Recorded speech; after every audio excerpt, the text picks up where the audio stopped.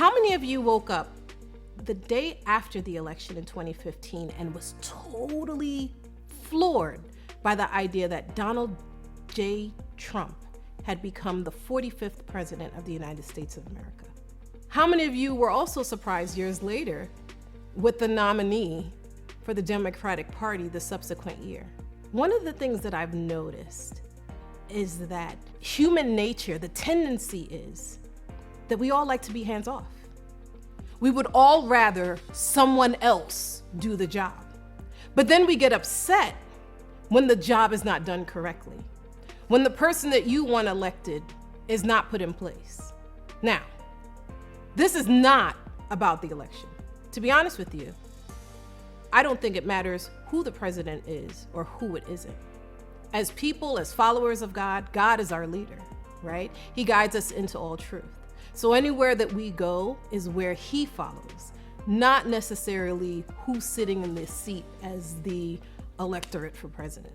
But what I will say is, do you make decisions in life where you would rather be hands off and you allow society to make decisions on your behalf? But here you are, taking no action to the matter, but you are full of criticism for those that choose to. How about the decisions that you make in your life? Are you happy where you are in your life? Are you making incremental steps every day to better yourself? I had the privilege of getting into entrepreneurship over 12 years ago. And I was tired of people making decisions for me. I was tired of having a lackadaisical perspective on the pathway to my life, right? I allowed people to tell me how much money I was going to make and when I was going to get paid and where I was going to work. And it's almost like, and I kept praying like, Lord, give me a job.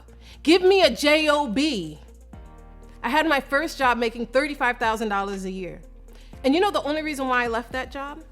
I left that job because I actually figured out I was operating $35 in the negative year after year. So I got upset and I said, you know what? I'm gonna put my head down, I'm gonna get my mind to it. Lord, give me this job. And he gave it to me. It was July of 2008. And I had worked for one of the largest financial firms on the planet. July of 2008. My question to you is, what happened in September of 2008? You guessed it, Lehman Brothers fell. Lehman Brothers was one of the largest financial institutions, and that domino effect of Lehman Brothers falling had a cascading effect in the financial world. So unfortunately, I lost my job. But I had asked God for that job, and he gave it to me. Now I'm unemployed. Now I had to give up my apartment.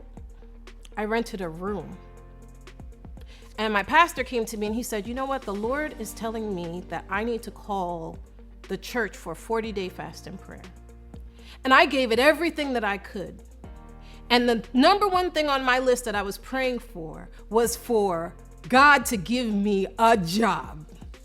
I wanted a mate in my life, I wanted a job, and I wanted to be more spiritually aligned with him. So I went on this 40-day fast journey. Really, it's the Daniel diet is what I invoked.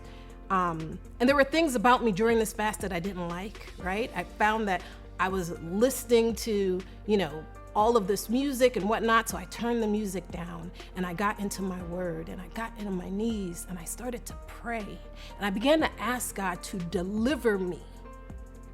I asked God for a job. And what did God give me? 3 days before the fast was over, God gave me a job. I got a call.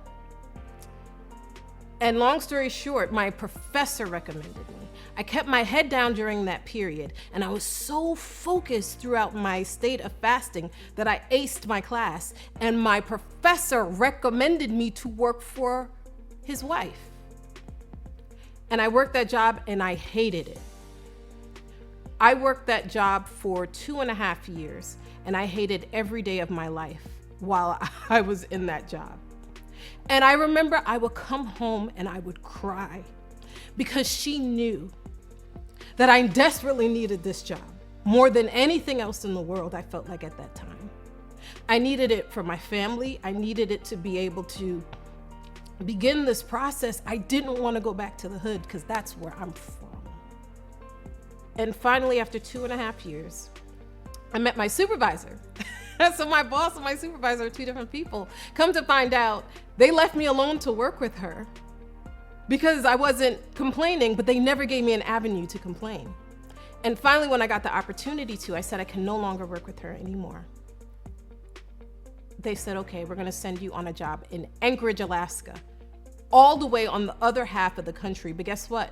I was so desperate that I took it. I worked that job for about 4 months, came back home and they said, we want you to work with her again. We've worked with her and there'll be some changes. And I said, you know what? No, thank you. That was August 8th of 2012. And this time I prayed, and my prayer was different. I asked God to bless my business. It took me a couple days to get all the paperwork together, but I walked down to City Hall and I applied for my business license. And the name of the company was Etinoff Incorporated. We've been in business now for the last 12 years.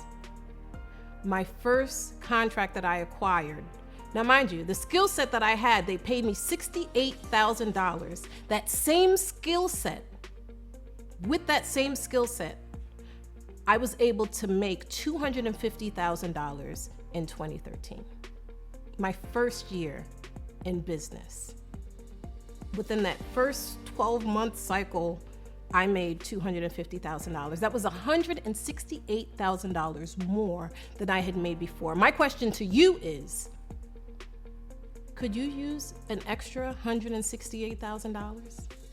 How much is your employer billing on your behalf for the work that you do? I'm here to tell you, I knew nothing about how to run a business. When you go to school to learn business, they don't actually teach you how to run a business.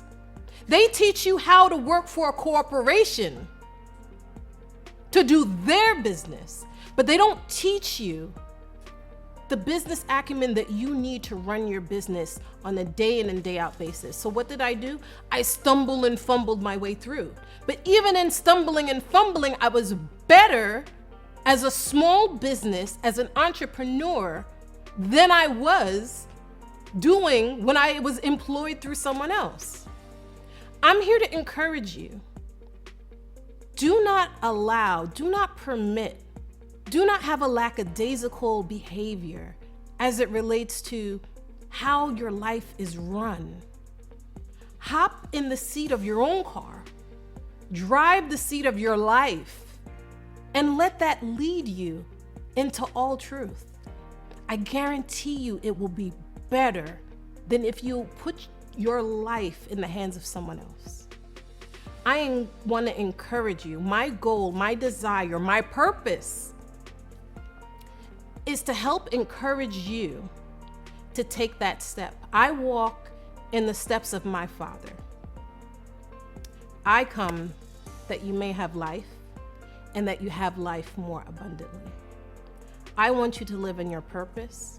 I want you to live in accordance to your calling, and I want you to operate in your assignment. Other than that, nothing in this life can be more fulfilling. This, for me, this is my purpose. This is my assignment, is to teach you everything that I have learned and acquired throughout the years so that you can change the trajectory of your life. If you find that this information at all was inspiring on any level, I encourage you to share, comment, like, and subscribe. And remember, nothing beats a failure but a try. Take the leap, spread your wings, and fly.